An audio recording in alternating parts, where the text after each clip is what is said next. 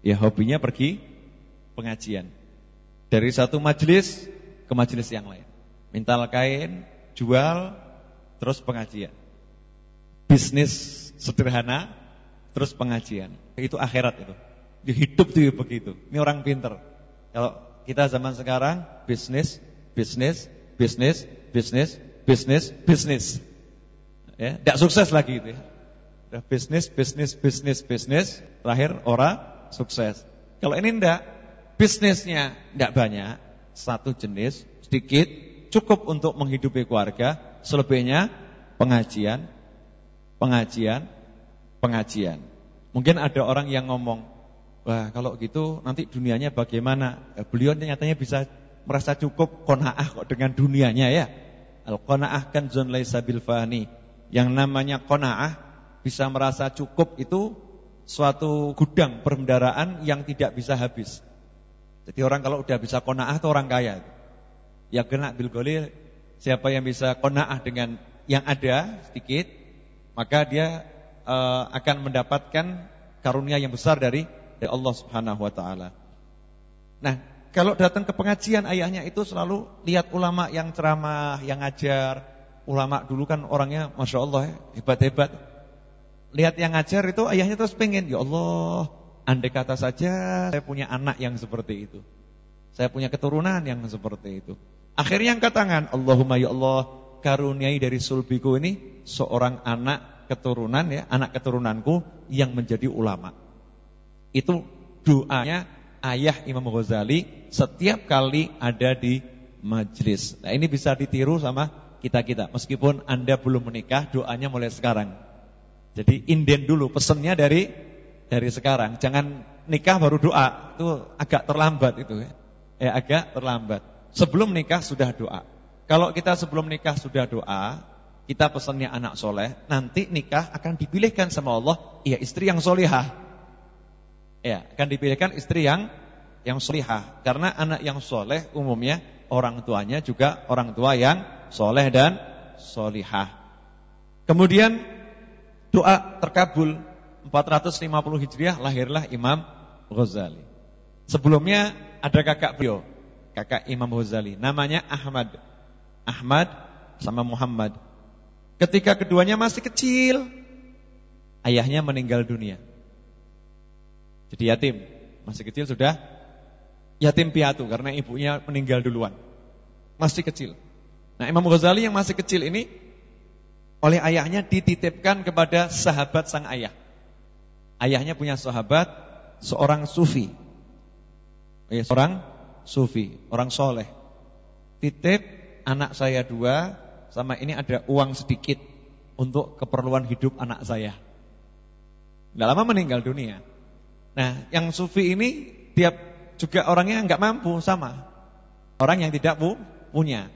Sehingga tiap hari biaya untuk menghidupi Imam Ghazali dan kakaknya diambil dari harta waris tadi. Diambilkan, nih belikan makanan untuk Imam Ghazali dan kakaknya. Bukan untuk dia loh ya, untuk Imam Ghazali dan kakaknya. Sampai uangnya habis. Ya, uangnya habis. Nah, ayah Imam Ghazali ini pernah ngomong, saya itu pengen anak saya bisa nulis, enggak seperti saya. Saya ini enggak bisa nulis. Jadi tolong kamu ajari anak saya, didik sampai dia bisa nulis. Akhirnya sang sufi ini berpikir, kalau Imam Ghazali terus bersama beliau, hidupnya akan susah. Dan beliau enggak mampu menjamin nafkah keduanya, tidak mampu. Akhirnya keduanya dititipkan lagi kemana? Ya, dititipkan ke pesantren gratis. Jadi pesantren gratis. Di situ kosnya gratis, makannya juga gratis, cari ilmunya juga gratis. Ya, titipkan ke situ. Makanya Imam Ghazali sampai buat suatu pernyataan yang pernyataan itu sampai sekarang dibaca orang di mana-mana. Talabnal ilma li ghairillah. Kami cari ilmu bukan karena Allah. Fa abal ilmu ayakuna illa lillah. Tapi ilmunya tidak mau. Ilmunya tidak mau kalau dicari bukan karena Allah. Akhirnya ilmu itu menuntun kami menjadi manusia-manusia yang mencari ilmu karena Allah. Ya, awalnya kata Imam Ghazali, saya dulu awalnya enggak nawa itu cari ilmu. Nawa itunya cari makan. Ya, nawaitunya cari makan, cari tempat tinggal. Sambilannya cari ilmu. Seperti misalnya Mas Takim, nawaitunya minum kopi. Sambilannya sambil taklim, cuman misal, bukan hakikatnya ya. Tidak apa-apa gitu. Orang itu jangan kemudian saya mau ikhlas dulu. Kalau saya ke masjid cari roti, udah nggak usah ke masjid sekalian gitu ya. Rugi ini. Ya, biarkan dulu mengalir, yang penting udah pada tempat yang baik. Kan niatnya double. Satu niat dunia, satu niat akhirat. Jalan dulu. Jalan Imam Ghazali belajar. Begitu kenal sama ilmu, akhirnya Imam Ghazali udah gak mikir makan lagi. Yang dipikir makannya adalah cari ilmu. Beliau belajar dan belajar terus belajar. Sampai suatu ketika beliau kan semua dicatat ya. Ditulis, bisa nulis, dicatat. Beliau pergi mau melanjutkan perjalanan keluar kota untuk belajar di pesantren yang lebih bagus. Kenapa? Di pesantren ini udah khatam. Jadi ilmunya ulama di situ udah dimakan semua, diambil semua. Jenengan udah menghatamkan berapa ilmunya ulama. Jadi Imam Ghazali begitu. Kalau misalnya di kampus tuh, satu kampus dosen udah dimakan semua ilmunya. Ada dosen yang lebih pandai lagi? Tidak ada. Yang lebih pandai di mana? Jakarta, berangkat Jakarta, cari dosen yang pandai. Misal gitu ya. Sekarang mahasiswa yang seperti itu juga ada enggak ya kira-kira? Enggak ada kan. Nah, ini Imam Ghazali gitu. Ilmunya ulama ini dihabiskan betul. Datangi satu dicatat. Akhirnya rombongan beliau di tengah jalan dirampok. Ya, rombongannya dirampok.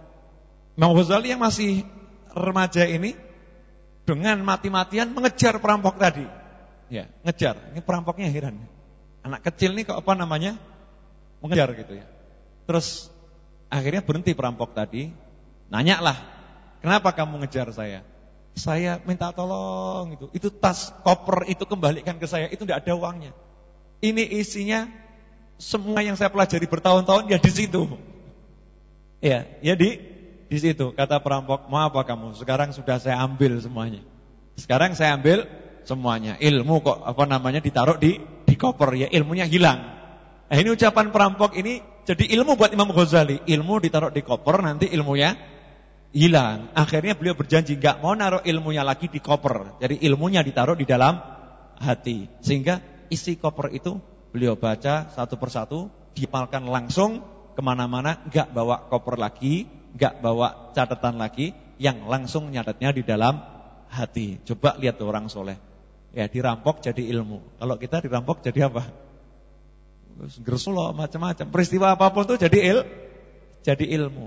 Nah, terus belajarlah Imam Ghazali sampai akhirnya menjadi rujukan para ulama di zamannya. Beliau mendapat julukan Abu Hamid, ya, Muhammad bin Muhammad Al-Ghazali At-Tusi Hujjatul Islam. Hujjah itu apa? Hujjah itu dalil pembela. Ya. Imam Ghazali dikatakan dalil-dalil pembelanya umat Islam. Itu julukan yang ngasih bukan Imam Ghazali, yang ngasih adalah para ulama. Lah kalau ada orang yang bilang Imam Ghazali sesat, ini kan berarti melawan Islam. Ya. Karena julukan beliau sendiri adalah Hujjatul Islam. Yang ngasih bukan kelompoknya, yang ngasih bukan golongannya. Julukan ini diberikan oleh para ulama. Ya, para ulama memberikan julukan tersebut, Hujjatul Islam. Sehingga diceritakan ketika beliau meninggal dunia, itu beliau dalam keadaan wudu, selesai sholat, dan menyiapkan kain kafan, ya, meninggal dunia dimakamkan. Dari makamnya itu bau harum yang luar biasa. Ya, dari makamnya bau harum yang luar biasa. Seperti Imam Bukhari itu. Imam Bukhari dari makamnya bau harum yang luar biasa. Berhari-hari enggak hilang bau harumnya itu. Nah, kemudian setelah beliau meninggal dunia, ada yang memimpikan Imam Ghazali. Kalau mimpi ulama ya mesti mimpinya bab ilmu. Kalau mimpi orang kaya mesti bab fulus itu, bab duit. Jadi kalau ulama bab ilmu. Ada seorang ulama yang mimpi, ya, lihat Nabi Musa Di mana Nabi Musa itu lagi ngomong kepada Nabi Muhammad sallallahu alaihi wasallam. Wahai Rasulullah, katanya umatmu ini umat yang terbaik. Ya, umat yang terbaik. Umat yang nomor 1, umat yang paling hebat. Coba saya minta buktinya. Salah satu umatmu biar ketemu saya. Akhirnya dipilihlah Imam Ghazali. Ya, dipilihlah Imam Ghazali. Saat itu Nabi Musa bertemu dengan Imam Ghazali, nanya, saya mau nanya, nama kamu siapa? Ya, kisah ini kita sudah dengarlah cukup masyhur. Ya, nama kamu siapa? Dijawab, nama saya Muhammad. Ayah saya namanya Muhammad, kakek saya namanya Muhammad. Muhammad bin Muhammad bin Muhammad. Kata Nabi Musa kan tegas ya alaihissalam. Beliau itu tegas sekali. Saya enggak nanya bapak kamu siapa, kakek kamu siapa. Yang saya nanya adalah nama kamu siapa. Enggak nanya nama bapak, enggak nanya nama kakek. Katanya kamu ini salah satu umat yang terbaik dari umat Islam. Ditanya nama saja kok jawabannya sampai bapaknya sampai kakeknya. Ini enggak sesuai pertanyaannya itu. Enggak sesuai dengan pertanyaannya. Nabi Musa nanya gitu, Imam Ghazali yang nyantai. Enggak langsung bela diri. Tunggu Nabi Musa selesai baru ngomong. Boleh enggak saya jawab? Saya ini suruh diem, manut, apa boleh jawab? Dijawab oleh Nabi Musa, silakan jawab. Kalau bahasa Jawanya itu ngapunten ya? Mohon maaf gitu. Nyuwun sewu, yai gitu kan ya. Minta maaf yang sebesar-besarnya. Bukan bermaksud kurang ajar. Cuman Anda ketika ditanya sama Allah di dalam Al-Qur'an, "Wa ma tilka biyaminika ya Musa?" Hei Musa, di tangan kananmu itu kamu lagi pegang apa? Ya, tangan kananmu lagi pegang apa? Semestinya kan Anda menjawab tongkat. Kan seperti itu selesai. Tapi ternyata Anda tidak jawab gitu. Anda jawab, saya pegang tongkat. Ya, tongkat ini saya gunakan untuk menghalau kambing, ya, untuk berpegangan. Dan tongkat ini punya manfaat yang lain. Wahai Nabi Allah Musa, mohon maaf, Allah itu maha mengetahui. Allah cuma nanya, ya, tangan kananmu apa? Cukup jawab tongkat. Lah kok jenengan jawabnya macam-macam, kan Allah enggak nanya fungsinya tongkat apa? Yang ditanya sama Allah, yang di tangan kananmu apa? Tongkat. Mestinya cukup dijawab tongkat ya Allah, selesai. Tapi kok Anda menjawab ini tongkat, ya kan? Saya gunakan untuk menghalau kambing, untuk berpegangan, kemudian juga punya manfaat yang lain. Padahal Anda sedang berbicara dengan Allah. Saya ngerti Anda jawab seperti itu karena pengen waktu ngobrolnya dengan Allah itu lama.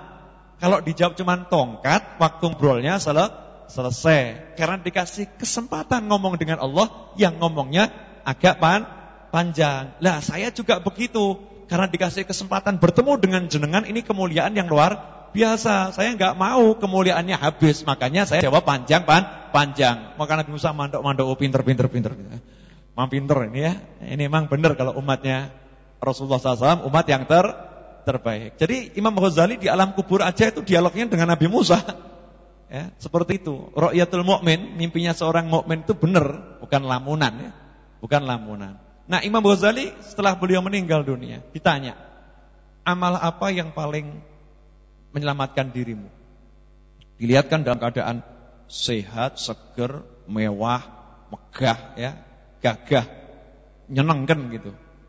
Imam Ghazali, Anda kok kelihatan bahagia? Ini apakah gara-gara Ihya Ulumuddin, gara-gara amal Anda yang begitu banyak, bla bla bla? Dijawab, bukan. Terus gara-gara apa? Gara-gara waktu saya nulis, dulu kan pakai pena celup gitu ya, tinta celup. Waktu saya nulis, di pena saya ada seekor lalat hinggap. Saya lihat lalat itu lagi minum air tinta. Tintanya itu diminum. Saya enggak tega mengganggu lalat yang lagi asyik minum. Jadi saya biarkan sampai minum tuntas. Karena saya kesian sama lalat tersebut. Biar puas dahaganya terhapuskan. Gara-gara saya ngasih minum lalat ini, Allah mengampuni semua kekurangan saya dan memuliakan saya di surga. Itu Imam Ghazali. Jadi memang kadang amal itu yang dipandang remeh justru pahalanya luar biasa. Dan itu enggak remeh karena muncul dari rasa kasih sayang yang tinggi. Ya, rasa kasih sayang yang tinggi. Sufi itu begitu. Ya, sufi itu begitu, bukan teoritis. Jadi sufi itu amaliyah, bukan teori. Katakan ilmu kami ini bukan dicapai dengan teori. Ya, bukan teori ini, kalimat itu, bukan definisinya apa, bukan begitu. Tapi at-tasawuf al-khuluq, akhlak perilaku. Jadi orang mengamalkan apa yang diketahui dengan istiqomah, dengan ikhlas, menghasilkan kebeningan jiwa, kebeningan hati. Itulah tasawuf. Nah, ini yang apa saya sampaikan sekilas sekilas tentang Imam Ghazali. Nah, kemudian karya-karya Imam Ghazali sangat banyak. Ya, yang terkenal itu ada sekitar 20 karya itu terkenal. Ya, karyanya tidak bisa dihitung. Kenapa? Hobinya nulis. Imam Ghazali itu hobinya nulis. Jadi karyanya tidak bisa dihitung. Karya beliau yang paling akhir menurut para ulama adalah kitab Minhajul Abidin. Kitab Minhajul Abidin itu cuman setebal ini. Ya. Cuman setebal ini. Besarnya kurang lebih sekian, setebal buku ini, Minhajul Abidin. Dikatakan kitab ini lebih berat isinya daripada Ihya Ulumuddin yang 4 jilid. Karena kitab Minhajul Abidin beliau karang setelah beliau uzlah. Setelah beliau uzlah. Imam Ghazali itu terkenal profesor, ya, ngajar di mana-mana, akhirnya semua ditinggalkan, beliau uzlah. Beliau uzlah di menara sebuah masjid. Ya, di menara sebuah masjid. Nah, disitulah beliau menulis kitab Minhajul Abidin. Nah, itu karya yang kalau kita baca hati kita seperti ditempelengin, dijotosin itu. Baca Ihya saja sudah dijotosin, baca Minhajul Abidin udah dibanting, dilempar, dijotos habis-habisan tuh. Kitab Minhajul Abidin karya Imam Ghazali. Nah, kemudian juga beliau punya kitab namanya Al-Munqidh Minadh Dhalal. Ya, Al-Munqidh Minadh Dhalal. Sayyid Abdul Halim Mahmud sudah mensyarahkan kitab tersebut. Ya, Syekh Abdul Halim Mahmud, mantan rektor Mesir, ya, Kairo Al-Azhar. Naam. Kemudian beliau meninggal pada hari Senin. Akhirnya beliau meninggal pada hari Senin tahun 550 Hijriah, 505 Hijriah. Berarti umurnya berapa tahun?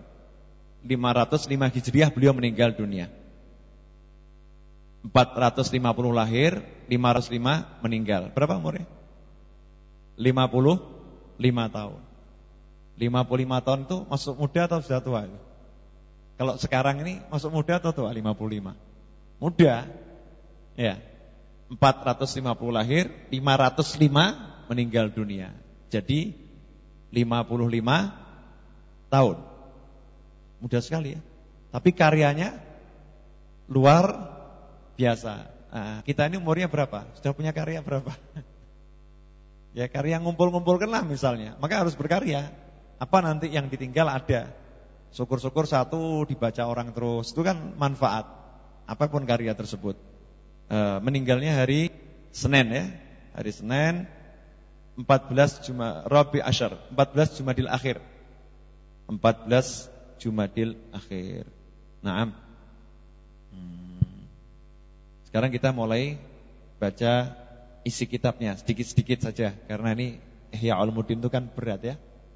Pelan-pelan biar kita bisa memahaminya. Bismillahirrahmanirrahim. Ahmadullah awalan hamdan katsiran mutawaliyan wa in kana yatadha'u duna haqqi jalali hamdul hamidin wa usalli wa usallimu ala rusulihi thaniyan salatan tastaghriqu ma'a sayyidil bashar sa'iral mursalin wa astakhiruhu ta'ala thalithan fima in ba'atha azmi min tahrir kitab fi ihya ulumuddin وأن تدب لقطع تعجبك رابئا أيها العاذل المتغالي في عدل من بين زمرة الجاحدين المسرف في تقرئ والإنكار من بين طبقات المنكرين الغافلين فلقد حل عن لساني عقدة الصمت وطوقني أهدى الكلام وقلدة النطق ما أنت مثابر عليه من العمى عن الجلية الحق مع اللجاج في نصرة الباطل وتحسين الجهل وتشغيب على من آثر النزوع قليلا عن مراسم الخلق ومال ميلا يسيرا عن ملازمة الرسم إلى العمل بمقتضى علم طمعا في نيل ما تعبد الله تعالى به من تزكية النفس وإصلاح القلب وتداركا لبعض ما فرط من إضاعة العمر يائسا عن تمام حاجتك في الحيرة وانحيازا عن غمار من قال فيهم صاحب الشرع صلوات الله عليه وسلامه أشد الناس عذابا يوم القيامة عالم لم ينفعه الله سبحانه بعلمه ولعمري إنه لا سبب لإصرارك على التكبر إلى الداء الذي عم الجمل الغفير بل شمل الجماهير من القصور عن ملاحظة ذروة هذا الأمر والجهل بأن الأمر إد والخطب جد والآخرة مقبلة والدنيا مدبرة والعجل قريب والسفر بعيد والزاد طفيف والخطر عظيم والطريق سد وما سوى الخالص لوجه الله من العلم والعمل عند الناقد البصير رد والسلوك طريق الآخرة مع كثرة الغوائل من غير دليل ولا رفيق متعب ومكد إلى آخر ما قال رضي الله تعالى عنه. Ini bahasanya Imam Ghazali itu tegas. Bahasanya tegas. Ahmadullah awalan. Bismillahirrahmanirrahim. Dengan nama Allah yang Maha Pengasih lagi Maha Penyayang. Itu suatu keharusan orang kalau mau nulis buku mulai suatu yang baik diawali dengan basmalah. Ahmadullah awalan. Pertama-tama saya bersyukur kepada Allah. Ini pelajaran buat kita semua ya. Ahmadullah awalan. Jadi kalimat tahmid itu mengawali segala sesuatu. Setelah basmalah ya, kalimat tahmid, alhamdulillah, itu mengawali segala sesuatu. Contoh, bangun tidur, apa yang diajarkan? Alhamdulillah. Masuk surga, langkah kaki pertama kali begitu masuk surga, itu di Al-Quran disebutkan. Mengucapkan apa? Alhamdulillah. Jadi alhamdulillah ini awal. Ya, awal dari segala kebaikan setelah basmalah. Mensyukuri apa yang ada pada diri kita yang diberikan oleh Allah Ta'ala. Kesadaran yang sebenar-benarnya bahwasannya kita tidak punya apa-apa, semua adalah miliknya Allah. Ahmadullah awalan. Ya, terima kasih nomor satu ya sama Allah. Makasih dulu. Dan sekarang kita dikasih fasilitas sama Allah. Terima kasihnya sudah belum? Bisa nulis Ahmadullah awalan. Pertama-tama saya terima kasih sama Allah. Ini bisa nulis. Bisa ngomong seperti ini. Pertama kali ya terima kasih kepada Allah. Kok bisa ngomong? Bisa duduk bersama di sini. Ya terima kasih kepada Allah. Kok udah bisa duduk bersama di sini. Punya apapun, nomor satu terima kasih kepada Allah. Hamdan katsiran mutawaliya. Dengan pujian rasa syukur yang banyak, mutawaliyah, yang sifatnya terus menerus. Sayangnya kita kalau syukur enggak terus menerus. Syukurnya cuman kalau pas ingat. Sama syukurnya kalau pas dapat nikmat. Itu pun kalau ingat. Banyak orang dapat nikmat enggak ingat, akhirnya enggak syukur. Ada lagi orang yang dapat nikmat, dia ingat, tapi nikmat yang diingat untuk disyukuri, nikmat yang gede-gede. Nikmat yang dipandang kecil juga tidak ingat. Ada orang yang ingat, dia itu dalam hidupnya, kalau dapat nikmat sekecil apapun disyukuri. Yang nomor 4, orang yang mensyukuri seluruh hidupnya, walaupun secara kasat mata, kondisinya itulah tidak dapat nikmat. Nah ini yang paling hebat, yang nomor 4 ini. Ini yang dikatakan hamdan katsiran mutawaliya. Pujian yang banyak, yang terus menerus. Sebagai hamba Allah tidak pernah melihat hidupnya itu tanpa nikmat. Jadi hamba Allah yang sejati itu dalam segala keadaan fi ni'mah. Dalam segala keadaan saya dalam nikmatnya Allah. Contoh nomor 1, sederhana. Untuk satu ini nikmat yang terus menerus gitu loh. Nikmat yang terus menerus dan gede, cuman kita nggak sadar. Anda, saya, kita jadi Muslim. Itu nikmat atau bukan nikmat? Nikmat. Nikmatnya pedot atau terus menerus ini? Terus menerus. Disyukuri enggak ini? Lupa kan? Seperti enggak ada apa namanya? Enggak ada, biasa aja gitu. Seperti biasa. Padahal ini nikmat yang paling besar, nikmat yang paling mahal. Yang membedakan surga neraka abadi. Ya, masuk neraka abadi dan tidak abdi itu antara Muslim dan yang belum Islam. Begitu dia Muslim, nanti dia akan abadi di surga. Dan kita semua alhamdulillah dapat nikmat yang satu ini. Ya kan? Insyaallah terus. Kalau disyukuri, maka kita pasti akan diikat nikmatnya. Karena asyukur qaidun ni'mah. Syukur itu alat untuk mengikat nikmat agar tidak lepas. Biar nikmatnya enggak lepas, enggak ucul. Kalau burung itu ada sangkarnya, ya. Maka nikmat itu sangkarnya adalah syukur. Syukurnya hilang, burungnya terbang. Biar nikmatnya enggak hilang, maka syukurnya harus jalan terus. Makanya mutawaliyah, syukur yang terus menerus. Enggak mandek. Kira-kira bisa enggak kita menghadirkan rasa syukur yang seperti itu? Ini kalau Imam Ghazali bukan sekedar ucapan loh ya. Hamdan katsiran mutawaliyan, ini khotib-khotib yang begitu. Kita segala puji bagi Allah yang banyak dan terus menerus. Ini kita di lisan. Kalau kita cuma di lisan. Imam Ghazali bukan di lisan, bukan basa-basi, bukan. Itu pernyataan yang muncul dari dalam hati. Jadi kondisi syukur tuh terus enggak mandek. Bersyukur, daiman bersyukur. Apapun kondisinya, syukur. Gampang atau susah? Kalau dapat duit, syukur, itu biasa. Gak punya duit, syukur, itu gimana? Luar biasa. Cuman bisa enggak gak punya duit syukur? Lawang dapat duit aja gak syukur, apalagi gak punya duit. Kan susah ini, gak gampang. Mutawaliyah. Contoh kelompok manusia yang keempat, yang dalam kondisi apapun dia syukur, walaupun gak enak dia syukur. Naik motor, bannya bocor. Padahal ditunggu ada acara nih. Ada acara. Udah, kira-kira ini syukur atau ngeluh? Ngeluh kan? Udah waktunya mepet, bocor lagi. Ini memang dasar paku gitu kan, dasar paku. Ini yang buang siapa, yang nyebar siapa, udah keluar makian A sampai Z keluar. Ini belum jadi hamba Allah yang benar nih. Kalau hamba Allah yang benar, alhamdulillah. Ini mungkin kalau berlanjut perjalanan nabrak truk saya. Jadi lihatnya tuh gitu. Akhirnya syukur. Akhirnya bisa syukur. Gak punya duit, alhamdulillah. Ini kok sampai saya punya duit, nanti jangan-jangan jadi seperti mas-mas yang itu dugem nanti saya. Jadi untung saya ini jadi orang yang gak punya duit. Alhamdulillah. Semoga nanti kalau punya duit gak seperti yang dugem bisa buat yang baik. Lihatnya tuh gitu. Sebagaimana disebutkan dalam hadis, barang siapa dalam urusan akhirat dia melihat kepada yang jauh lebih mulia, dan dalam urusan dunia dia melihat pada yang jauh lebih susah di bawahnya, yaktub, maka Allah akan mencatat hamba tersebut sebagai hamba yang bersyukur dan sabar. Urusan akhirat lihat yang lebih tinggi. Udah sholat tahajud 200 rakaat. Ingat Sayyidina Ali Zainal Abidin, tahajudnya 1000 rakaat.